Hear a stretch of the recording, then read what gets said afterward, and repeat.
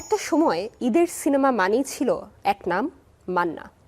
অন্যায়ের বিরুদ্ধে একা লড়াই, প্রেমে দৃঢ়তা আর সংলাপে দর্শক মাতানো এক নায়ক।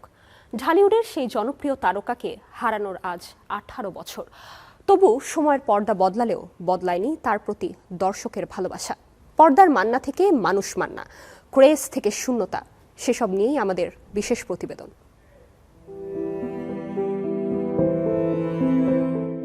সালটা 2008, 17 ফেব্রুয়ারি। থমকে গিয়েছিল গোটা বাংলাদেশ।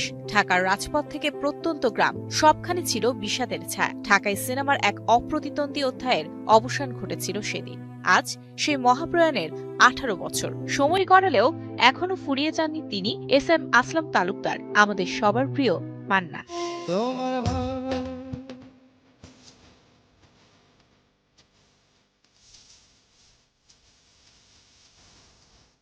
1984 সালে নতুন মুখের সন্ধানে দিয়ে যাত্রা শুরু। রোমান্টিক ইমেজের ভিড়ে নিজেকে প্রমাণ করতে লড়তে হয়েছে দীর্ঘ সময়। কিন্তু 90 দশকের শুরুতে কাজী হায়াতের হাত ধরে যখন দাঙ্গা পর্দায় এলো, ঢাকায় সিনেমা পেল এক নতুন কণ্ঠস্বর, যে কণ্ঠ শোষিত জনগণের, যে কণ্ঠ প্রতিবাদের।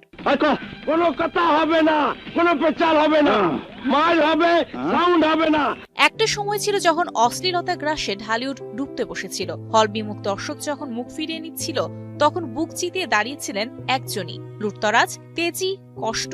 একের পর এক সুপারহিট সিনেমা দিয়ে ইন্ডাস্ট্রিকে একাই টেনে নিয়ে গেছেন। তাকে বলা হতো ঢালিউডের ত্রাণকর্তা। পর্দার সেই প্রতিবাদী নায়ক বাস্তব জীবনেও ছিলেন শিল্পী সমিতির বলিষ্ঠ নেতা।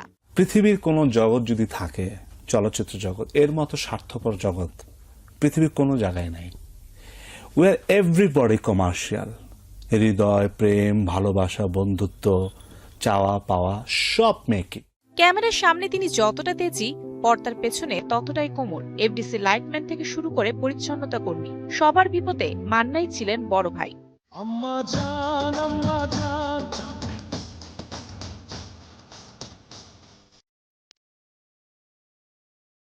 দীর্ঘ ক্যারিয়ারে পেয়েছেন একাধিক জাতীয় চলচ্চিত্র পুরস্কার। বিশেষ করে আম্মাজান চলচ্চিত্রে অভিনয়ের জন্য পান শ্রেষ্ঠ অভিনেতার সম্মান। রাষ্ট্রীয় ও বেসরকারি